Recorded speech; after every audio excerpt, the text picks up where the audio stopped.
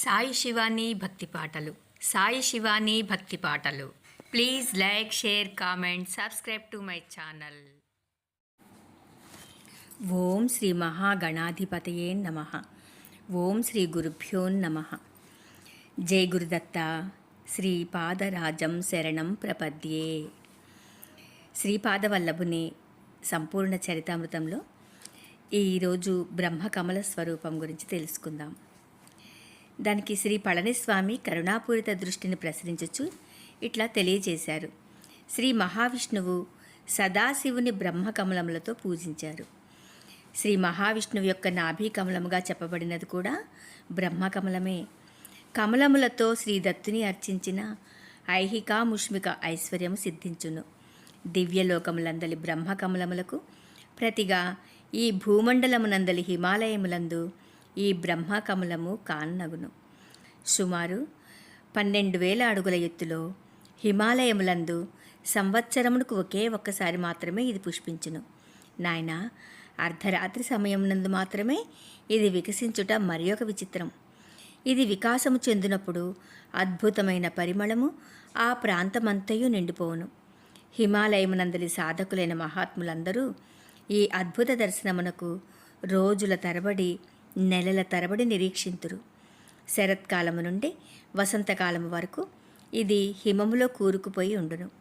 చైత్రమాస ప్రారంభంలో ఇది హిమము నుండి బయటపడును. గ్రీష్మకాలమంతయు వికాస ప్రక్రియ జరుగుచుండును. అమరనాథునందలి అమరేశ్వర హిమలింగ దర్శనమగు శ్రావణశుద్ధ పూర్ణిమ ప్రాంతమునందు అర్ధరాత్రి సమయమందు ఇది పూర్ణ వికాసము చెందును. నాయన శంకర, కేవలము హిమాలయములందు మాత్రమే సాధకులు, మహాతపస్సులు, సిద్ధపురుషుల కోసం మాత్రమే ఈ అద్భుతలీల ఇప్పటికిని ఎప్పటికిని జరుగుచుండును. బ్రహ్మకమల దర్శనము వలన సమస్త పాపములు నశించును, యోగ విఘ్నములు అంతరించును. ఇది సద్య ఫలితమునిచ్చు అద్భుత లీల. కావున యోగులు, తపస్సులు వారి వారి మార్గములలో ఎంతో ఉన్నతిని పొందెదరు. ఇది వికసించిన తదుపరి విధిరీత్యా ఎవరికి దర్శన భాగ్యమున్నదో వారికి ఆ దర్శన భాగ్యము కలిగిన తదుపరి బ్రహ్మకమలము అంతర్ధానమగును. నాయన శంకర, నేను 10 దిన దీక్షలో తపస్సమాధిలో ఉండదలచితిని. ఆర్తులైన మానవులు ఎవరైనా వచ్చిన ఎడల తపస్సమాధికి భంగము కలగకుండా నీవును మాధవుడును దర్శనము చేయించవలసినది. పాము కాటుచే చనిపోయిన వారు ఎవరైనా వచ్చిన ఎడల స్వామి యోగ సమాధిలో ఉండుననియు, అందుచేత శాస్త్ర ప్రకారము చనిపోయిన వారి శరీరమును నదీ ప్రవాహంలో విడిచివేయుట గాని లేదా పూడ్చిపెట్టుట గాని చేయవలసినదని నా ఆజ్ఞగా తెలుపుడని వచించెను. శ్రీ పళనిస్వామి తన ఆసనమునందే కూర్చుని తపస్సమాధిలోనికి పోయెను. నేనును మాధవుడును ఆర్తులైన భక్తులు వచ్చినప్పుడు ప్రశాంతముగా దర్శనం చేయించుచుంటిమి. వచ్చిన భక్తులలో కొందరు మాకు భోజన సంభారములను సమకూర్చిరి. మాధవుడు వంట చేయి ప్రయత్నంలో దాపులనున్న కొబ్బరి చెట్టు నుంచి మట్ట రాలిపడుటచే అచ్చటికి పోయి ఆ కొబ్బరి మట్టను తెచ్చి వంట ప్రారంభించదనని పలికెను. నేను వల్లే ఇంటిని. మాధవునితో మరి ఒకడు బయలుదేరిను. విధి వైపరీత్యం. మాధవుడు కొబ్బరి మట్టను ఎత్తబోయేటంతలో పొరపాటున కొబ్బరి మట్ట చాటున ఉన్న తాచు ప్రాము కరిచెను. 3 మనుష్యులు పోయి మాధవుని గుహ దరిదాపులకు తీసుకుని వచ్చిరి. శ్రీ స్వామిది అనుల్లంఘనీయమైన శాసనమౌటచే మాధవుని నేను పాతిపెట్టితిని. కరణ సందర్భంలో నాకు అచ్చటనున్న భక్తజనులు సహకరించిరి. నేను వెక్కి వెక్కి ఏడ్చాను. మాధవుని నిష్కల్మష హృదయము, వాని నిర్మల భక్తి, శ్రీపాద శ్రీవల్లభులయందు గల అచంచల విశ్వాసము గుర్తుకు వచ్చి నా మనస్సంతయును శకావికలమయ్యను. విధి అనుల్లంఘనీయమని సరిపెట్టుకుంటుని. ఈ దుస్సంఘటన తరువాత మరి ఒక దుస్సంఘటన చూసి తిని. ఏడ్పులు పెడబొబ్బలు పెడుతూ 18 సంవత్సరాల ప్రాయం గల యువకుని శరీరమును వాని సంబంధీకులు తీసుకుని వచ్చిరి. అతడు కూడా పాము కాటుచే మరణించను. శ్రీ స్వామి యోగ సమాధిలో ఉన్నారనియు వారి ఆజ్ఞ ప్రకారము కరణము చేయవలసిందనియు తెలిపితిని. అచ్చటనున్న భక్తజనులు ఇతని సహచరుడు కూడా ఈ విధముగానే మరణించిననియు శ్రీ స్వామి ఆజ్ఞ ప్రకారం కరణం జరిగిననియు తెలిపారు. వారు విషణ్ణవదనులై గత్యంతరము లేక దుర్విధిని పరిపరి విధములుగా నిందించుకొనుచు ఆ నవయువకుని ఖననం చేశారు. ప్రతిరోజు 3-4 స్వామి దర్శనమునకు వచ్చేటివారు. వారు ప్రశాంతముగా స్వామి దర్శనం చేసుకుని వెళ్ళిపోయేవారు. ఈ విధముగా 10 రోజులు గడిచిపోయాను. 11వ రోజున శ్రీ పళనిస్వామిలో చైతన్యం రాసాగను. బ్రహ్మ ముహూర్త సమయము. శ్రీ స్వామి చైతన్యస్థులై మాధవా అని పిలిచెను. నేను వెక్కి వెక్కి ఏడ్చుచూ జరిగినదంతయు వివరించి తిని. అప్పుడు స్వామి నన్ను ఓదార్చి యోగ దృష్టిని నా వైపు ప్రసరింపచేసెను. ఆ యోగ దృష్టికి నా వెనుబాములో ఏదో సంచలనం కలిగి భరించరాని బాధ కలగసాగెను. శ్రీ స్వామి తిరిగి ప్రసన్న దృష్టితో నా వైపు చూశారు. నా బాధ మటుమాయమయ్యెను. నాయనా, మాధవునకు శ్రీ వల్లభుల దర్శన ప్రాప్తి స్థూల శరీరముతో లేదు. వాని సూక్ష్మ శరీరము ఈ 10 రోజుల నుండి కురువపురంలోనున్న శ్రీచరణుల సన్నిధిలో ఉన్నది. ఏది ఏమైనను వాని కోరిక తీరెను. శ్రీవల్లభుల లీలలు అనూహ్యములు. కాల కర్మ కారణ రహస్యములు ఎవ్వరునూ గ్రహింపజాలరు. అది శ్రీపాదుల వారికి మాత్రమే సాధ్యం. మాధవుని స్థూల శరీరంలోనికి ప్రవేశింపచేయవలసిన బాధ్యతను ప్రభువు నాకు అప్పగించెను. మనము ఆ పనిని సత్వరమే నెరవేర్చవలను అని శ్రీ పళని స్వామి సెలవిచ్చెను. ఇంతదనుక ఉన్న విచారమంతైను క్షణములో మాయమయ్యను. మాధవుడు పునరుజ్జీవితుడు అవుట కంటే నాకు కావలసినది ఏమున్నది? మాధవుని పాతిపెట్టిన చోటికి వచ్చితిమి. శవము బయటకు తీయబడినది. నాకు సహాయకులుగా మరి 2 ఉండిరి. మమ్ములను స్వామి దక్షిణ దిక్కుగా ఉన్న తాటి చెట్ల గుంపు వద్దకు పోయి, మాధవుని కరచిన నాగరాజమా, శ్రీపాద శ్రీవల్లభుల ఆజ్ఞ ప్రకారము నీవు శ్రీ పళనిస్వామి సన్నిధికి రావలసినదని ఆజ్ఞాపించడమైనది అని చెప్పమన్నా మేము ఆ విధముగానే చేశాము. శ్రీ పళనిస్వామి తన కౌపీనము నుండి 4 చిన్ని గవ్వలను తీసెను. వాటిని శవమి యొక్క 4 దిక్కుల వద్ద ఉంచిరి. అవి కొంతసేపటికి కొద్దిపాటి ఎత్తునకు ఎగిరినవి. ఆ పిదప రివ్వుమని ధ్వని చేయుచు ఆకాశంలోనికి 4 దిక్కులలోనికి పోయాయి. మరి కొంతసేపటికి బుసలు కొట్టుచూ వచ్చుచున్న నాగుపామును చూసితిమి. అది ఉత్తర దిక్కు నుండి వచ్చుచుండెను. ఆ పాము చాలా అసహనంగా ఉండెను. శ్రీ పళనిస్వామి యొక్క 4 చిన్ని గవ్వలు దాని పడగ మీద గుచ్చినట్లుగా అంటుకొని పోయి ఉండెను. శ్రీ పళనిస్వామి ఆ పామును మాధవుని శరీరము నుండి విషమును తీసివేయమని చెప్పెను. పాము ఎచ్చట కరిచినదో అచ్చటి నుండియే విషము గ్రహించబడెను. శ్రీ పళనిస్వామి శ్రీపాద శ్రీవల్లభ నామమును స్మరిస్తూ ఆ పాముపై మంత్రోదకమును చల్లారు. ఆ పాము శ్రీ పళనిస్వామి పాదములను ముద్దు పెట్టుకొని శ్రీ స్వామికి 3 ప్రదక్షిణం చేసి ప్రశాంతంగా నిష్క్రమించెను. దత్తభక్తులకు అన్నము పెట్టుట వలన కలుగు ఫలము. శ్రీ పళనిస్వామి ఈ విధంగా సెలవిచ్చారు. ఈ పాము గత జన్మమునందు ఒక స్త్రీ. ఆమె వృద్ధురాలయ్యను. కొంత పాపమును కొంత పుణ్యమును చేసి ఉండెను. ఒక పర్యాయము దత్తభక్తుడైన ఒక బ్రాహ్మణునకు ఈమె అన్నం పెట్టెను. దత్తుడు చాలా సులభంగా ప్రసన్నమగు తత్వము. ఈమె మరణించిన తర్వాత యమలోకమునకు పోయిను. యమధర్మరాజు ఈమెనిట్లు ప్రశ్నించెను. నీవు కొంత పాపమును కొంత పుణ్యమును చేసుకొని ఉంటివి. దత్తభక్తుడైన బ్రాహ్మణునకు అన్నము పెట్టుట వలన నీకు మహాఫలము సిద్ధించినది.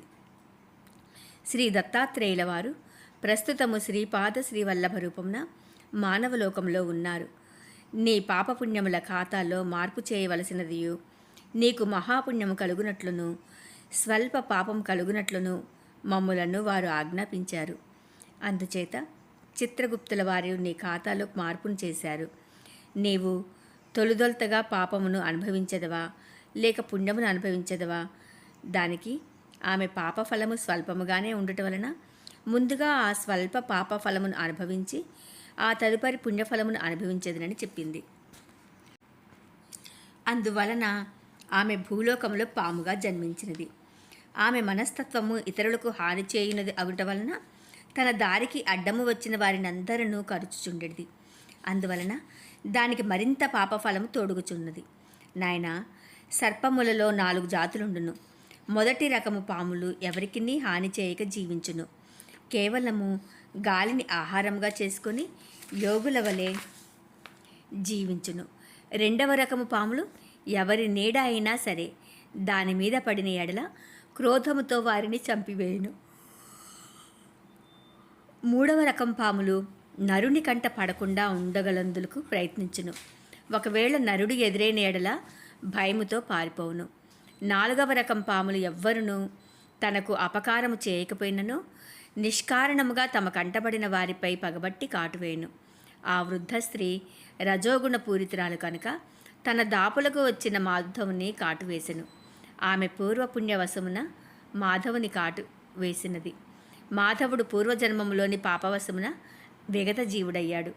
శ్రీపాదుల వారి అనుగ్రహము వలన ఆ వృద్ధ స్త్రీ త్వరలోనే తన నాగజన్మము నుండి విముక్తురాలై ఉన్నత లోకమును పొందును.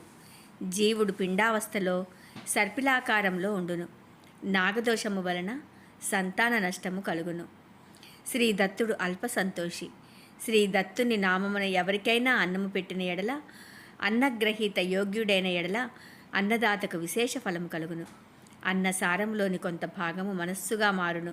అన్నదాత యొక్క మనస్సు, బుద్ధి, చిత్తము, అహంకారము, శరీరము మంగళప్రదమైన స్పందనలతో నిండును. దానివలన వానికి సృష్టిలోని పదార్థములను ఆకర్షించు శక్తి కలుగును. వస్తు సమృద్ధియే లక్ష్మీ కటాక్షము. ఈ సృష్టి అంతైను సూక్ష్మ స్పందనలతోనూ సూక్ష్మ నియమములతోనూ పరిపాలించబడుచుండును అని పళనిస్వామి సెలవిచ్చారు. శ్రీ వల్లభుల వారి నామస్మరణము ఎంతటి లక్ష్మీప్రదమైనది! వారి అనుగ్రహమును పొందిన వారి అదృష్టమును ఏమని వర్ణించగలము? శ్రీచరణుల అనుగ్రహ విశేషమున 10 రోజుల క్రితము భూమిలో పాతిపెట్టబడిన మాధవుడు చెక్కు చెదరక ఉన్నాడు. ఇప్పుడు వానికి ప్రాణమును కూడా ప్రసాదించుచున్న శ్రీపాదుల అనుగ్రహమును, కరుణను, దివ్యలీలను ఏమని వర్ణించగలము? మాధవునిలో చైతన్యము రాసాగినది.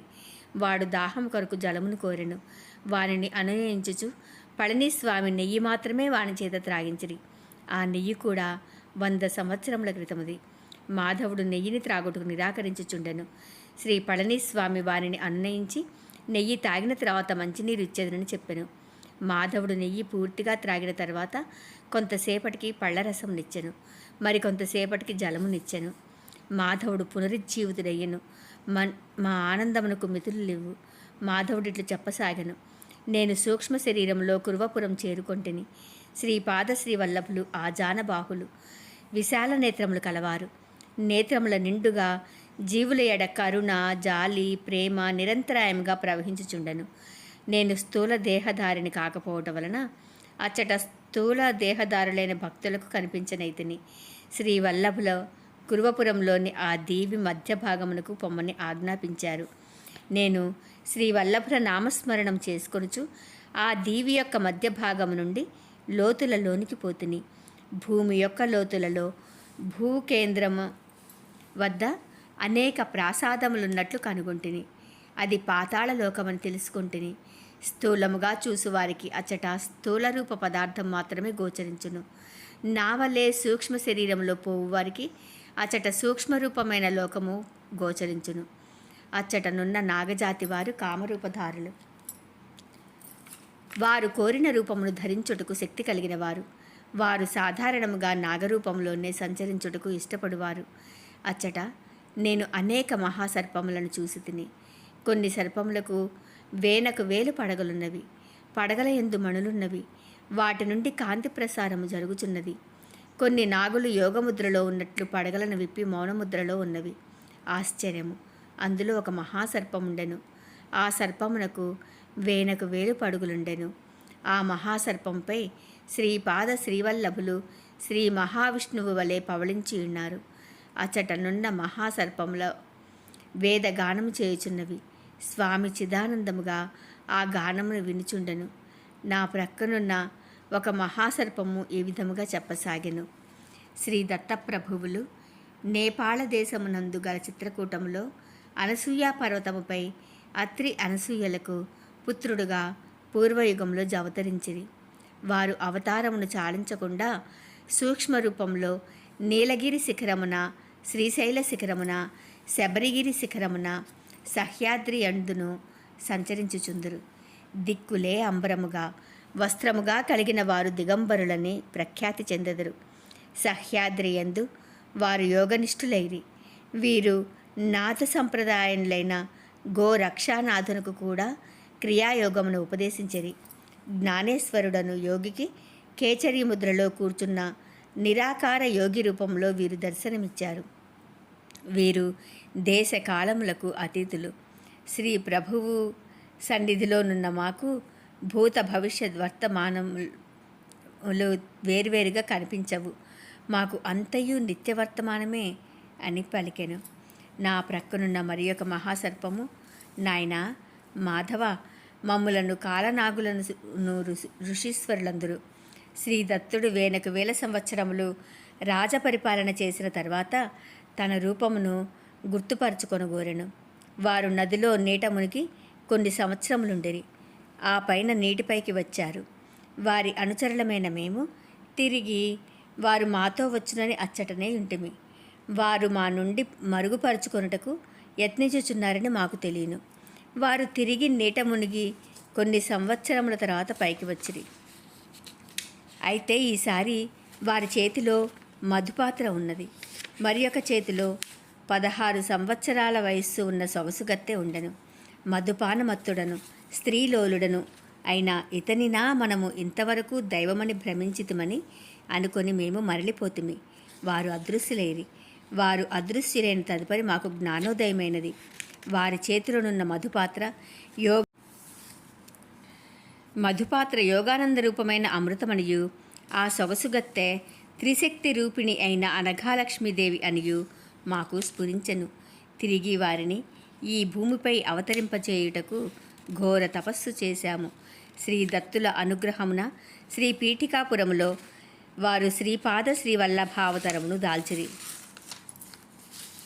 ఆనాడు వారు ఎచ్చోట స్నానార్థము నీట మునిగారో అదే ఈ పరమ పవిత్రమైన కురువపురము. వారు జలసమాధిలో నున్నట్లే మేమును మా సూక్ష్మ స్పందనలతో ఈ సూక్ష్మలోకమున యోగ సమాధిలో నున్నాము. కౌరవ పాండవులకు మూలపురుషుడైన కురు అను మహారాజునకు జ్ఞానోపదేశము చేసిన కురుపురమే ఈ పవిత్ర స్థలము. నాయనా మాధవ, ఈ కురుపుర మహాత్మ్యము వర్ణించుట ఆదిశేషునకైనను తరము కాదు. శ్రీపాద శ్రీవల్లభుల శ్రీచరణములకు నేను ప్రణమిల్లితిని. శ్రీవల్లభులు కరుణాంతరంగులై, వత్స, ఈ నా దివ్య భవ్య దర్శనము గొప్ప అలభ్య యోగ్యము.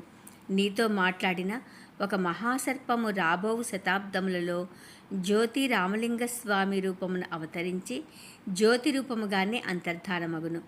నీతో మాట్లాడిన మరి ఒక మహాసర్పము సదాశివ బ్రహ్మేంద్ర నామమును రాబోవు శతాబ్దములలో భూమి మీద అవతరించి అనేక లీలలను చూపును. శ్రీ పీఠికాపురం కూడా నాకు అత్యంత ప్రీతిపాత్రము. నా పాదుకలు పీఠికాపురంలో ప్రతిష్ఠించబడును. నేను జన్మించిన నా మాతా మహాగృహం నందే నా పాదుకలు ప్రతిష్ఠించబడను. నా జన్మకర్మలు దివ్యములు, అవి రహస్యములు, గోపనీయములు. నీవు శ్రీ పీఠికాపురంలో నా పాదుకలు ప్రతిష్ఠింపబడు స్థలము నుండి పాతాళమును చేరి అచ్చట తపోనిష్టలోనున్న కాలనాగులను కలుసుకొని రమ్మన్రి.